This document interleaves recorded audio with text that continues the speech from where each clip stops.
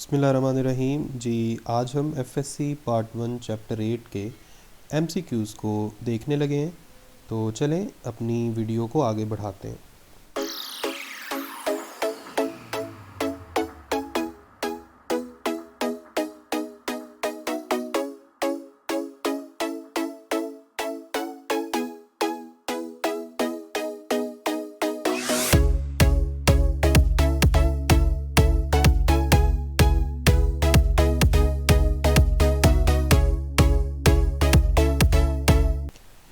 जी, सामने आपको चैप्टर 8 के जो टॉपिक्स हैं वो नज़र आ रहे हैं कि हमने कौन कौन से टॉपिक से रिलेटेड क्वेश्चंस करने हैं। इसमें सबसे पहले है हमारे पास प्रोग्रेसिव और ट्रैवलिंग वेव्स, उसके बाद पीरियोडिक वेव्स, उसके बाद speed of sound in air, interference, beats, reflection of waves, stationary waves, transverse stationary waves in stretch string, stationary waves in air column and Doppler's effect. तो इनसे related जो फॉर्मूले या concepts हैं वो आपको आने चाहिए ताकि हम एमसीक्यूज़ को अच्छे से कर सकें। तो सबसे पहला क्वेश्चन है प्रोग्रेसिव और ट्रैवलिंग वेव से related, waves transport energy without transporting the mass. तो वेव्स में हम जानते हैं कि एनर्जी ट्रांसपोर्ट होती है, वेलोसिटी ट्रांसपोर्ट होती है, डिस्टर्बेंस बजाते खुद डिस्टर्बेंस वेव को ही बोलते हैं। इसी तरह बीटा ऑप्शन में मोमेंटम लिखा हुआ है, ये भी ट्रांसफ़र होता है लेकिन मैस ट्रांसफ़र नहीं होता, और यही हमारा करेक्ट आंसर है। क्वेश्चन नंबर 2 में कह रहा है which one of the following media can transmit both transverse and longitudinal waves. तो इसका आंसर है सॉलिड, क्योंकि जो गैसेस हैं या प्लाज्मा या लिक्विड, इनमें जो ट्रांसवर्स वेव है वो तो ट्रैवल नहीं कर सकती, लेकिन लॉन्गिट्यूडनल वेव ट्रैवल कर सकती है। लेकिन अगर हम सॉलिड की बात करें तो सॉलिड में ट्रांसवर्स और लॉन्गिट्यूडनल दोनों वेव्स जो हैं ये ट्रैवल कर सकती हैं। Question number 1, periodic waves. A transverse wave has speed 200 meter per second if its frequency is 1 kilohertz, then wavelength is। हम जानते हैं v is equal to f lambda। यहाँ से आप लैम्डा का रिलेशन बनाएंगे v ओवर f। अब v कितना है 200 मीटर पर सेकेंड, और फ्रीक्वेंसी गिवन है 1 किलो हर्ट्ज़। किलो का मतलब होता है 10⁻³ ये ऊपर आ जाएगा और बन जाएगा 200 मल्टीप्लाइड बाई 10⁻³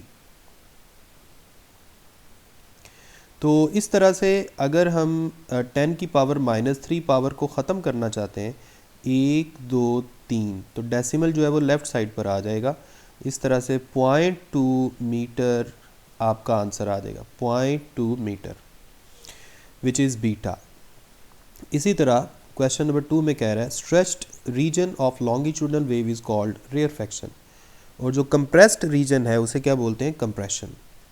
क्वेश्चन नंबर 3 में कह रहा है sound waves in air are examples of longitudinal waves. Sound waves जो हैं ये लॉन्गिट्यूडनल वेव्स के एग्जाम्पल हैं, जिनमें जो मीडियम के पार्टिकल्स हैं वो इन द डायरेक्शन ऑफ या in the line of propagation of wave travel करते हैं या वाइब्रेट करते हैं।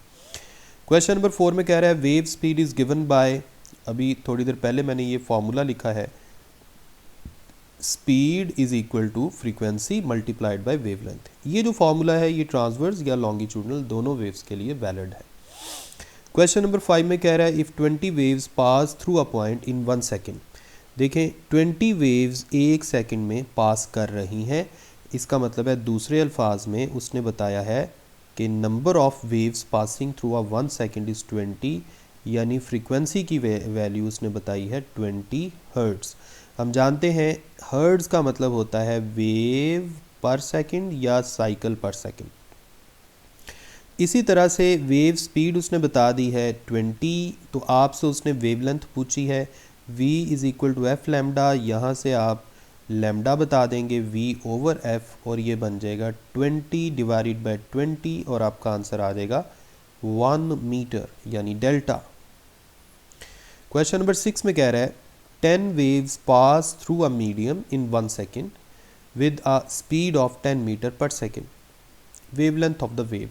तो ये भी बिल्कुल ऊपर वाला क्वेश्चन है, v is equal to f lambda. यहाँ से lambda is equal to v over f, speed 10 है और फ्रीक्वेंसी भी 10 गिवन है क्योंकि उसने बताया है कि 1 सेकंड में कितनी वेव्स पास कर रही हैं 10, इसका मतलब है उसने फ्रीक्वेंसी की वैल्यू बताई है। ये कैंसिल होगा, आपका आंसर आ जाएगा 1 metre. So correct answer is alpha. The distance covered by wave in 1 second, the distance covered by wave in 1 second, तो ये वेव स्पीड है। वेव स्पीड जो है इसको आप किस तरह से डिस्क्राइब कर सकते हैं, डिस्टेंस ओवर टाइम। तो अगर 1 सेकेंड में उसने कोई डिस्टेंस कवर किया है, इसे ही तो हम स्पीड बोलते हैं। जो आप थर्ड चैप्टर से आप इसकी डेफिनेशन याद करते आए हैं, rate of change of displacement या total displacement in total time या distance covered in given time या यूनिट टाइम। इसके बाद है जी longitudinal waves are known as compressional waves, इनको हम कंप्रेशनल वेव्स भी बोलते हैं। क्वेश्चन नंबर 9 में कह रहा है the portion of wave below the mean level is called trough. इसी तरह ट्रांसवर्स वेव के अंदर जो इक्विलिब्रियम लाइन से जो ऊपर वाला पोर्शन होता है उसे हम बोलते हैं crust. So this is crust and this is trough. इसके बाद है जी 8.3, थर्ड हमारा जो टॉपिक है ये है speed of sound in air. वो कह रहे हैं the speed of sound in air at 30 degree Celsius is approximately, देखें आप इसमें फार्मूला यूज़ करेंगे v t is equal to v naught plus 0.61 t. अब वी नॉट की वैल्यू अगर वो ना बताए तो आपने इसकी वैल्यू इतनी लेनी है 332 metre per second. 0.61 multiplied by temperature कितना है 30, तो जब आप इसको 30 से मल्टीप्लाई करेंगे, 0.61 को 30 से मल्टीप्लाई करेंगे तो आपके पास आ जाएगा आपके पास बन जाएगा जी 18.3। तो 332 प्लस 18.3 तो ये बन जाएगा 350.3 मीटर पर सेकेंड। तो इसका मतलब है तकरीबन आप इसे 350 कह सकते हैं। क्वेश्चन नंबर 2 में कह रहा है sound waves in air are longitudinal waves. The velocity of sound in air at 0 degree Celsius is 332। If pressure of gas is doubled then the speed of sound remain constant, क्योंकि हम जानते हैं speed of sound does not depend upon pressure. तो speed of sound जो है ये pressure पे depend नहीं करती। क्वेश्चन नंबर 5 में कह रहा है for each degree Celsius rise in temperature the speed of sound is increased by, इसका आंसर है 0.61 मीटर पर सेकेंड। ये आप कहाँ से इसका आंसर देंगे, अभी थोड़ी देर पहले भी मैंने ये रिलेशन लिखा था कि ये रिलेशन, इसमें हम जानते हैं कि 0 डिग्री सेल्सियस पे स्पीड ऑफ साउंड इतनी है 332 मीटर पर सेकेंड और हर 1 डिग्री सेल्सियस पे स्पीड ऑफ साउंड में कितना इजाफा होगा 0.61, यानी 1 डिग्री अगर इजाफा करें तो 0.61 इजाफा होगा। अगर 1 डिग्री का डबल यानी 2 डिग्री इजाफा करें टेम्परेचर में तो फिर इसमें इजाफा 0.61 का डबल होगा अप टू सो ऑन। ठीक है, so each degree rise of temperature there is an increase in speed of sound equal to 0.61 metre per second. Which of the following has no effect on the speed of sound, इसका answer है pressure. अभी हम ये करके आए हैं। The speed of sound in air is given, it's speed at 2 degree Celsius, same वही वाला फॉर्मूला है जो बार बार यूज हो रहा है जी। 0 पे कितनी उसने बताई है 330, अगर वो ना बताए फिर तो आपने 332 लेनी है, लेकिन अगर वो बता दे तो फिर जो उसने बताई है उसी को फॉलो करना पड़ेगा। टेम्परेचर कितना गिवन है 2 डिग्री सेल्सियस, तो 0.61 का डबल क्या होगा, 0.61 का डबल हो जाएगी जी 2 और 12 और डेसिमल आ जाएगा यहाँ पे। तो इस तरह से आपका आंसर बनेगा 331.22 metre per second. So correct answer is delta. Question number 8 में कह रहा है sound waves can not travel through vacuum. उसकी वजह ये है कि साउंड वेव्स जो हैं ये मैकेनिकल वेव्स होती हैं। कौन सी वेव्स हैं? Mechanical waves. और मैकेनिकल वेव्स के बारे में हम जानते हैं कि ये ऐसी वेव्स हैं जिनको प्रोपिगेट करने के लिए मीडियम की ज़रूरत पड़ती है। वैक्यूम में कोई मीडियम नहीं होता, इसलिए वहाँ साउंड ट्रैवल भी नहीं कर सकेगी। क्वेश्चन नंबर 9 में कह रहा है the speed of sound in air is given at 0 degree Celsius, it's speed at 2 degree Celsius. ये अभी अभी हम करके आए हैं। 2 डिग्री सेल्सियस वाला जो हमने किया है जी, उसका आंसर तो बनता है 331.22। तो 331.22 यहाँ पर कोई भी नहीं है। इसका आंसर ये ठीक नहीं होना चाहिए, इसका आंसर तो फिर ये ठीक होना चाहिए, नन, क्योंकि ये आंसर तो इसमें कोई भी नहीं है। The error in the value of speed of sound as found by Newton at STP is 16%।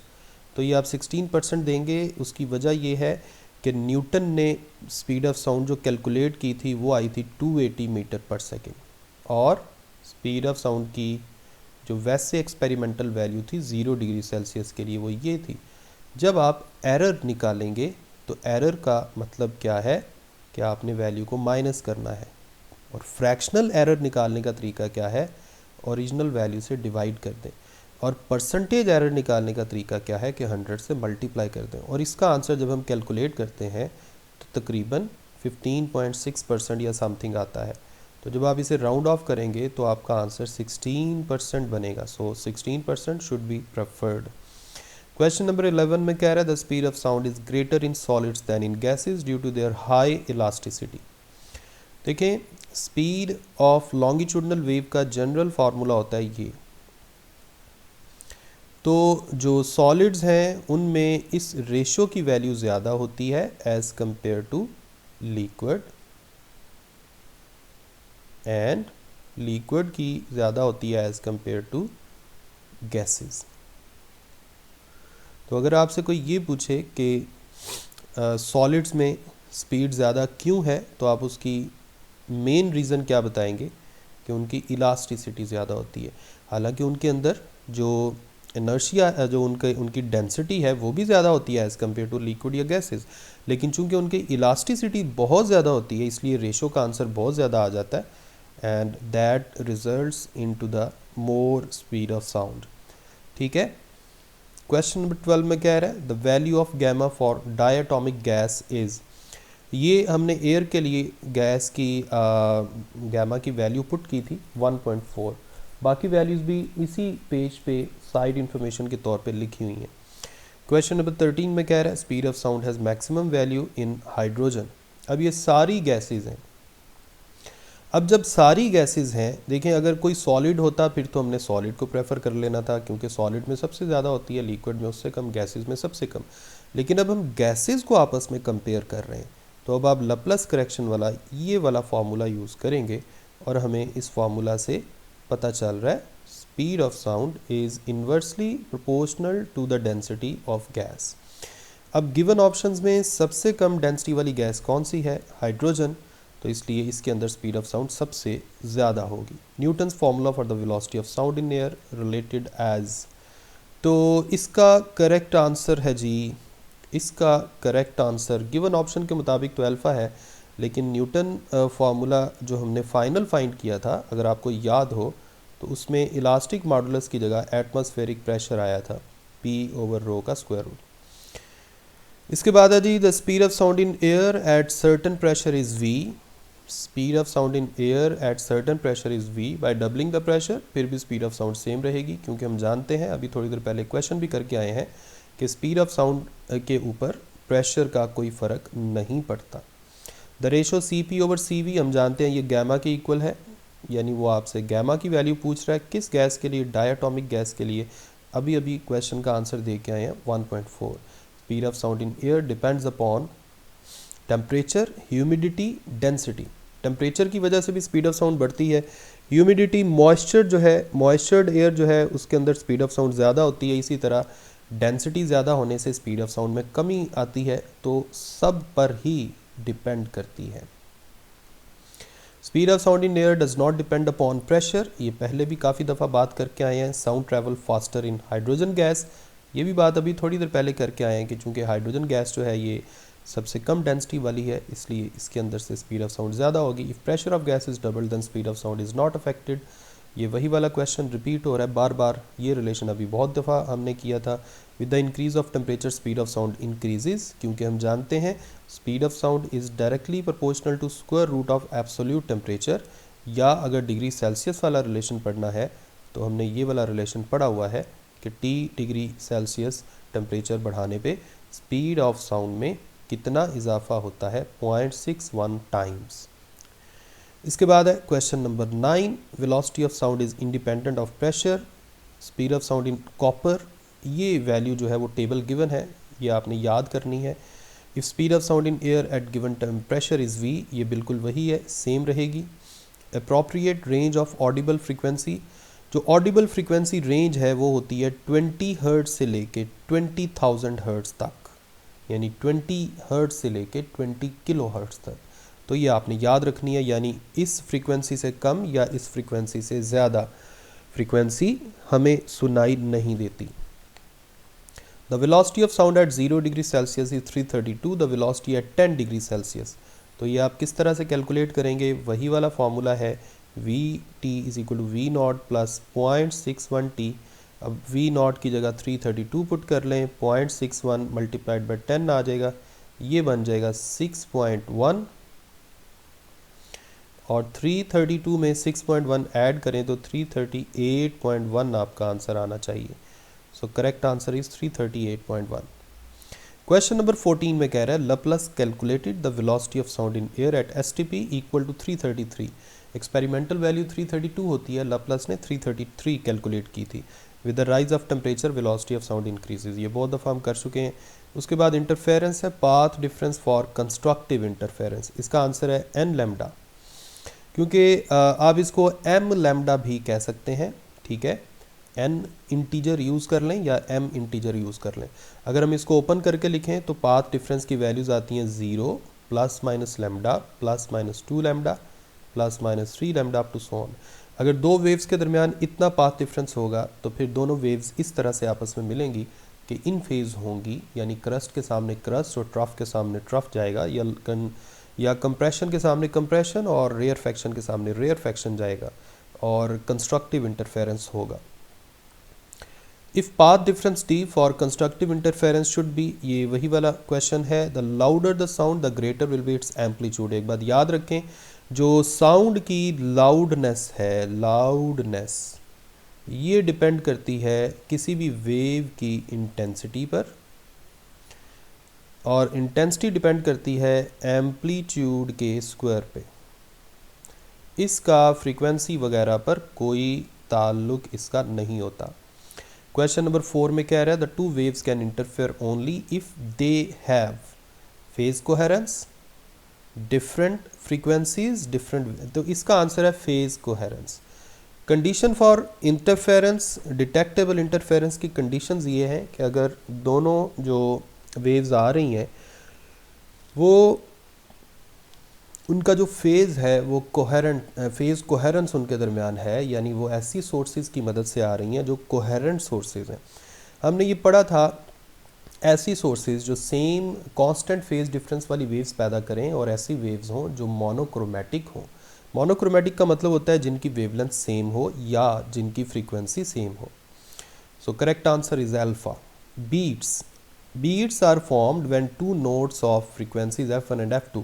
अब उसने बता दिया है कि f1 f2 से बड़ा है, इसका मतलब है कि बीट्स की फ्रीक्वेंसी क्या होगी, f1 माइनस f2।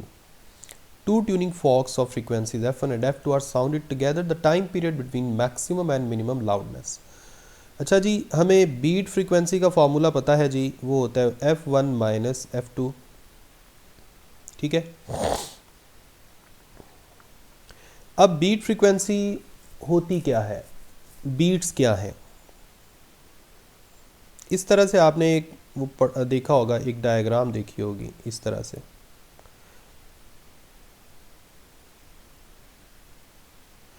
साउंड की लाउडनेस एक दफ़ा मैक्सिमम हो फिर मिनिमम हो के दोबारा मैक्सिमम हो तो हम कहते हैं एक बीट आई है। ये कितनी बीट्स हैं? 1 बीट है, क्योंकि मैक्सिमम से नेक्स्ट जो साउंड मैक्सिमम आई है इसे हम बोलेंगे 1 बीट। और दो कंसेक्यूटिव बीट्स के दरमियान का जो टाइम है, ये पूरा टाइम, इसे हम बोलेंगे टाइम पीरियड ऑफ बीट्स। अगर मैं फ्रीक्वेंसी का रेसिप्रोकल ले लूं, यानी number of beats per second, जिसे हम बीट फ्रीक्वेंसी बोलते हैं, तो मेरे पास आएगा टाइम पीरियड ऑफ बीट्स। लेकिन अगर मैं आपसे ये पूछूं कि मुझे पूरा टाइम नहीं चाहिए, मुझे मैक्सिमम और मिनिमम इसके दरमियान जितना टाइम लगा है ये चाहिए, तो जाहिर बात है ये पूरे टाइम पीरियड का हाफ है। तो पूरा टाइम पीरियड अगर होता तो नीचे 2 नहीं आना था, यहाँ हम आधे टाइम पीरियड की बात कर रहे हैं। So beta is the correct answer. Beats are use to find frequency, unknown frequency. अगर आपको याद हो, एक शॉर्ट क्वेश्चन भी था, how beats are useful to in tuning the musical instrument. तो सेम वही वाली बात है, हम अननोन फ्रीक्वेंसी जो है वो बीट्स की मदद से फाइंड कर सकते हैं। किस तरह से? एक है, फ़र्ज़ करें स्टैंडर्ड इंस्ट्रूमेंट, एक है वो वाला इंस्ट्रूमेंट जिसकी फ्रीक्वेंसी को हमने सेट करना है। तो स्टैंडर्ड इंस्ट्रूमेंट की फ्रीक्वेंसी को उतना कर लें जितना हमने अननोन इंस्ट्रूमेंट की फ्रीक्वेंसी को करना है। अब क्या करें, दोनों को इकट्ठा साउंड करें, इकट्ठा जब बजाएंगे दोनों को, तो अगर दोनों की फ्रीक्वेंसी में स्लाइड सा डिफरेंस होगा तो दोनों की साउंड जब मिलेगी तो बीट्स पैदा होंगी। अब आप जो इंस्ट्रूमेंट है जिसकी आप ट्यूनिंग करना चाहते हैं उसकी फ्रीक्वेंसी को आप चेंज करें, कम करें या ज़्यादा करें। अब जब आप उसकी फ्रीक्वेंसी को चेंज करेंगे तो नंबर ऑफ़ बीट्स में फ़र्क पड़ेगा। अगर तो नंबर ऑफ़ बीट्स बढ़ रही हैं, इसका मतलब है आप स्टैंडर्ड इंस्ट्रूमेंट की फ्रीक्वेंसी से दूर जा रहे हैं।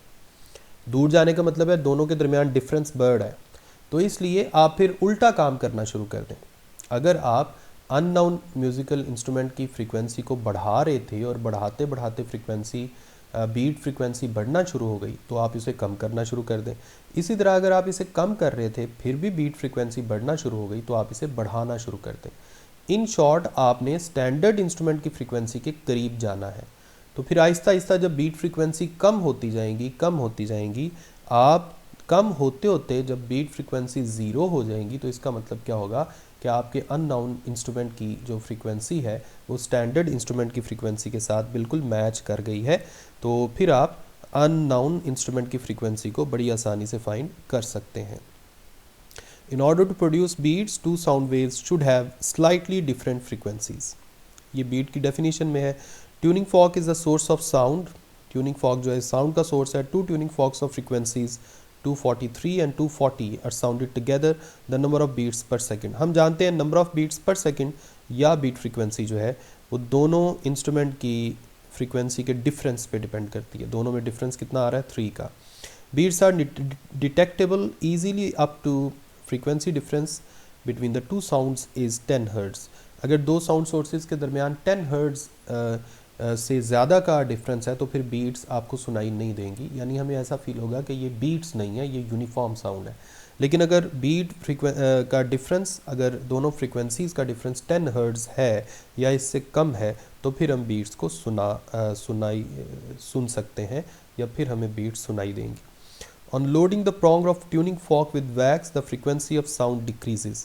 लोड करने का मतलब ये, फ़र्ज़ करें ये है वो ट्यूनिंग फॉर्क, आप इसे लोड कर रहे हैं, यानी इसको आपने हैवी कर दिया है वैक्स वगैरह लगा के, तो ज़ाहिर बात है फिर जब ये ऑसिलेट करेगा तो इसको ऑसिलेशन में मुश्किल पेश आएगी और इसकी जो नंबर ऑफ़ ऑसिलेशंस पर सेकंड है, यानी नंबर ऑफ़ वाइब्रेशंस पर सेकंड, जिसे आप फ्रीक्वेंसी कहते हैं, वो कम हो जाएगी।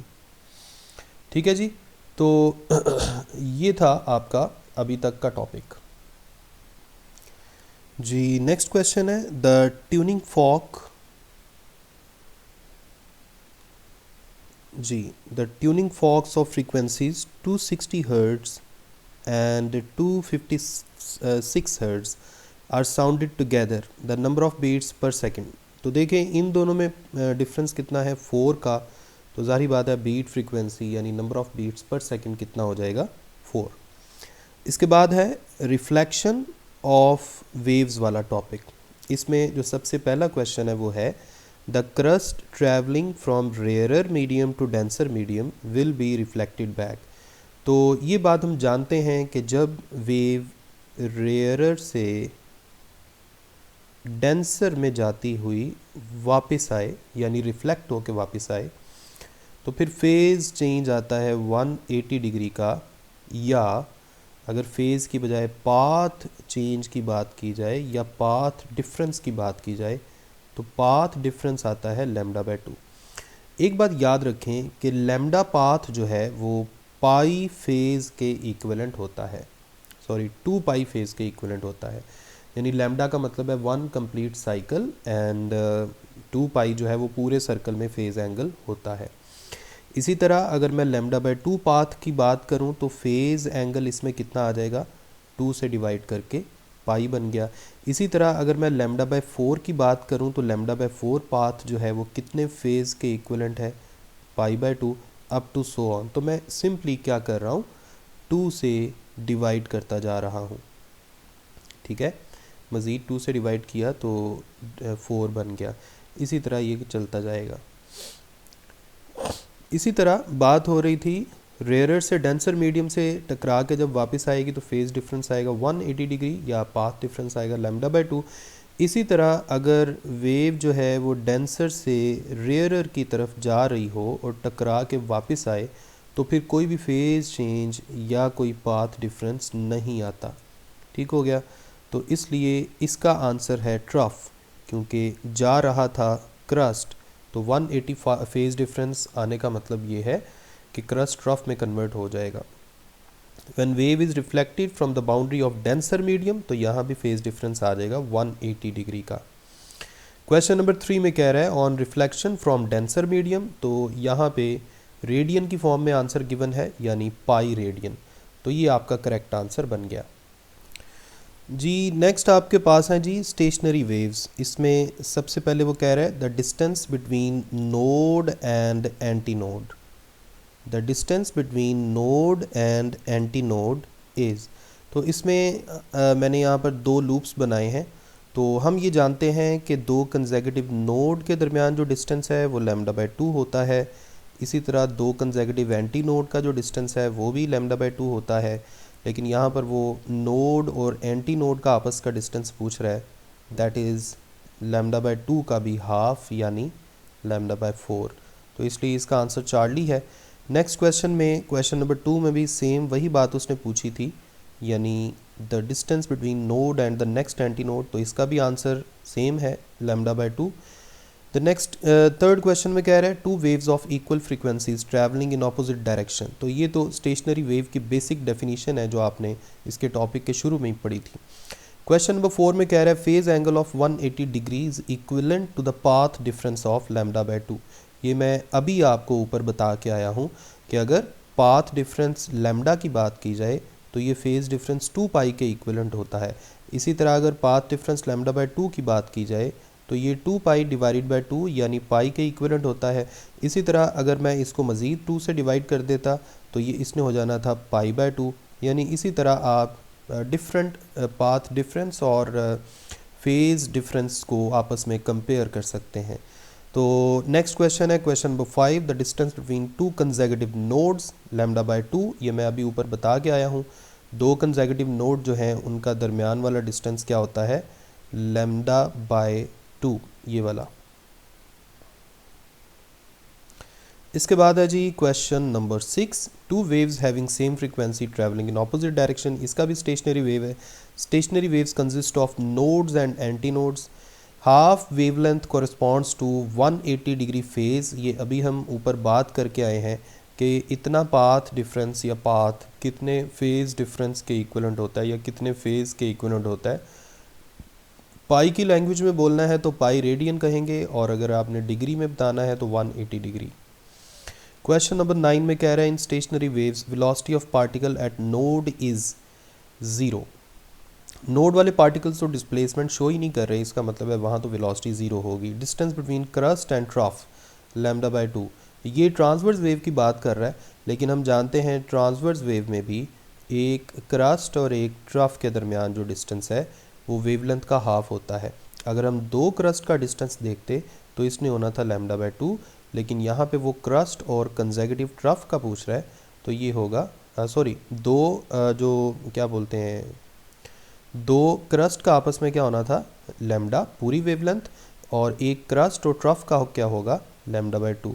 दैट इज़ योर आंसर, और ये आंसर आपका है बीटा, ये वाला। क्वेश्चन नंबर 11 में कह रहा है distance between two consecutive node and anti nodes. जी, two consecutive nodes and anti nodes. अच्छा, ये क्वेश्चन बड़ा इंटरेस्टिंग है।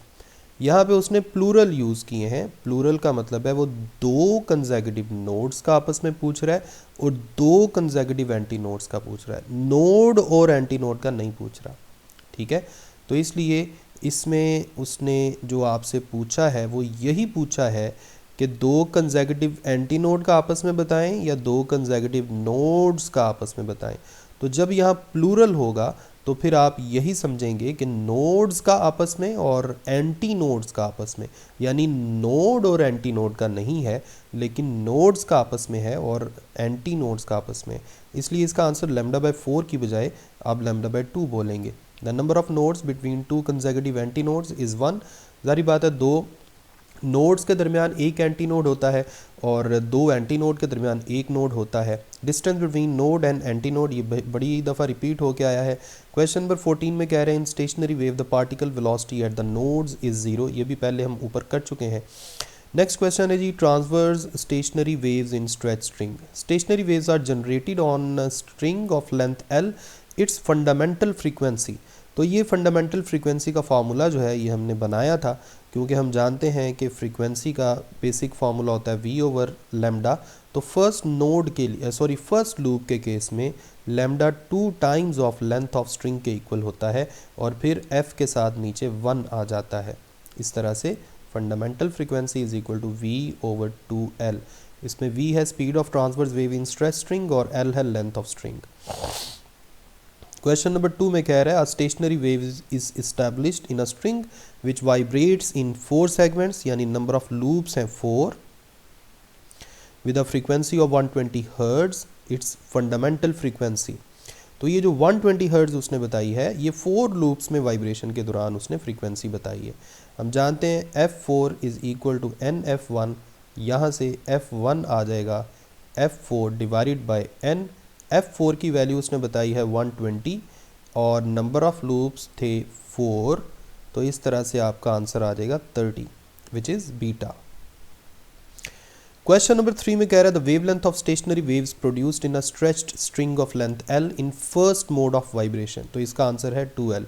वेवलेंथ का जनरल फार्मूला हमें याद होना चाहिए, λN is equal to 2L/N। Number of mode 1 है तो आपके पास आंसर आ जाएगा 2L, यानी λ1 would be equal to 2L। Next है question number 4, if a string fixed at both ends vibrates in n loops. ये अभी हमने फॉर्मूला लिखा है वेवलेंथ का 2L divided by n। A set of frequencies which is the multiple of fundamental frequency is called harmonics. देखिए हम जानते हैं ये जितनी भी फ्रीक्वेंसीज हैं F1, 2F1, 3F1, 4F1 up to so on, इन सब को हम क्या बोलते हैं, हार्मोनिक्स। हम ये भी जानते हैं पहली को फंडामेंटल फ्रीक्वेंसी भी बोलते हैं। इसी तरह पहली को अगर छोड़ दिया जाए तो अगले सारे जो हैं इनको ओवरटोन्स भी बोलते हैं। ये फर्स्ट ओवरटोन है, ये सेकंड ओवरटोन है, ये थर्ड ओवरटोन है, up to so on. Question number 6 में कह रहा है a set of frequencies which are multiple of fundamental, ये भी वही वाला क्वेश्चन है। क्वेश्चन नंबर 7 में कह रहा है on increasing tension frequency of vibration of string increases. किस तरह से? आप बेसिक या फंडामेंटल फ्रीक्वेंसी का ही फार्मूला लिख लें v/L, और v का फार्मूला होता है स्क्वायर रूट के अंदर tension divided by mass per unit length. तो जब आप टेंशन को बढ़ाएंगे स्पीड ऑफ ट्रांसवर्स वेव बढ़ेगी, उसकी वजह से फ्रीक्वेंसी बढ़ेगी। क्वेश्चन नंबर 8 में कह रहा है in stationary wave one mode of vibration of string having length L is equal to. तो हम जानते हैं फर्स्ट मोड के केस में लैम्डा किसके इक्वल होता है, 2L के। यहाँ से लेंथ ऑफ स्ट्रिंग का फार्मूला बना लें, ये बनेगा λ/2 that is alpha. Question number 9 में कह रहा है for same mass and length if tension of a vibrating string is increased by 4 times then speed of wave increases. तो सिंपली आप स्पीड ऑफ ट्रांसवर्स वेव का फॉर्मूला लिख लें, tension divided by mass per unit length. Tension को 4 times कर रहा है तो स्पीड में फ़र्क पड़ेगा 4 का स्क्वायर रूट टाइम्स यानी 2 टाइम्स। तो जब आप 4 का स्क्वायर रूट लेंगे तो आपका आंसर आ जाएगा alpha. The wavelength of fundamental mode of vibration of stationary waves in open end pipe. तो ये ओपन एंड पाइप की बात हो रही है। ओपन एंड पाइप में जो वेवलेंथ है उसका फार्मूला, चाहे फ्रीक्वेंसी है चाहे वेवलेंथ है, सबके फार्मूले सेम होते हैं as compare to stretch string. इसका मतलब है यहाँ भी वेवलेंथ के लिए हम वही जनरल फार्मूला यूज़ करेंगे। यहाँ पे बात हो रही है फंडामेंटल मोड की यानी फर्स्ट मोड की, तो n की जगह आप 1 पुट करेंगे तो लैम्डा 1 आपके पास 2l आ जाएगा। और 2l का मतलब है ओके यहाँ तो उसने वेवलेंथ पूछी है ना, the wavelength of fundamental mode of vibration of stationary waves in open end pipe. तो ये जो आंसर हैं थोड़े गलत लिखे हुए हैं, यहाँ लैम्डा की बजाय एल की फॉर्म में आंसर होना चाहिए था। तो इसलिए आप यही एज्यूम करें कि यहाँ जो ये है l/2, ये है l, ये है 2l और ये है 4l। तो आप इसमें जो करेक्ट आंसर है वो क्या बोलेंगे, 2l। Question number 1, stationery waves in air column. The pipe which is open at both ends is richer in harmonics than the pipe which is closed at both ends। इसकी वजह ये है कि जो ओपन एंड पाइप है उसमें सारी harmonics होती हैं उतनी ही जितनी स्ट्रेच स्ट्रिंग के केस में आपने पढ़ी थी। F1, 2F1, 3F1, 4F1 सारी की सारी। लेकिन जो क्लोज्ड एंड पाइप है उसमें इवन हारमोनिक्स नहीं होती, सिर्फ ऑड हारमोनिक्स होती हैं। इसका मतलब है क्लोज्ड एंड पाइप में थोड़ी हारमोनिक्स होती हैं as compare to open end pipe या स्ट्रेच स्ट्रिंग। इसलिए हम कह सकते हैं स्ट्रेच स्ट्रिंग या open end pipe is richer in harmonics than the closed end pipe. The wavelength of fundamental mode of vibration of stationary waves in closed end pipe is, तो इसका answer है 4 lambda. देखें ये भी question उसी तरह लिखा हुआ है, यहाँ भी लैम्डा की शक्ल में आंसर नहीं होना चाहिए, यहाँ एल की शक्ल में होना चाहिए। देखें जो क्लोज्ड एंड पाइप है उसमें वेवलेंथ का जनरल फार्मूला होता है 4l/n, where n is the odd number 1, 3, 5 up to so on. ठीक है, तो अगर हम फंडामेंटल मोड की बात करेंगे इसका मतलब है n की जगह हमने 1 पुट करना है। जब आप n की जगह 1 पुट करेंगे तो आपके पास सिर्फ 4l बच जाएगा, that is delta. Question number 3 में कह रहा है which one is correct relation for one and closed organ pipe. तो वो ये वाला है 4l/n जो मैंने अभी लिखा है ये। क्वेश्चन नंबर 4 में कह रहा है if organ pipe is open at one end and closed at other end then its frequency of fundamental note. तो हम जानते हैं fundamental frequency closed end organ pipe में उसका फार्मूला होता है V/4l। अगर यही ओपन एंड पाइप की बात करते तो उसका फार्मूला स्ट्रेच स्ट्रिंग वाला ही होना था, दैट इज़ V/2l। इसके बाद Doppler's effect. Radar system is the application of Doppler's effect. The pitch of sound depends upon frequency, frequency ज़्यादा होगी तो पिच ज़्यादा होगी। Radar system is an application of Doppler effect. Same question. Stars moving towards the earth shows blue shift. जब stars अर्थ की तरफ move कर रहे होंगे तो उनसे जो वेव आएगी उसकी वेवलेंथ में कमी आएगी, क्योंकि सोर्स टुवर्ड्स मूव करे तो वेवलेंथ में कमी आती है। और अगर वेवलेंथ में कमी आ जाए तो इसका मतलब ये है कि ब्लू शिफ्ट है। इसी तरह अगर स्टार अवे मूव कर रहा होता तो वेवलेंथ में इजाफा होना था, और वेवलेंथ में इजाफा हो तो इसका मतलब है रेड शिफ्ट है। ठीक है जी, तो ये था जी आपका लेक्चर। नेक्स्ट इंशाल्लाह हम अगली वीडियो में नेक्स्ट लेक्चर देखेंगे। तब तक अपना ख्याल रखें, मुझे अपनी दुआ में याद रखें। अल्लाह हाफिज़।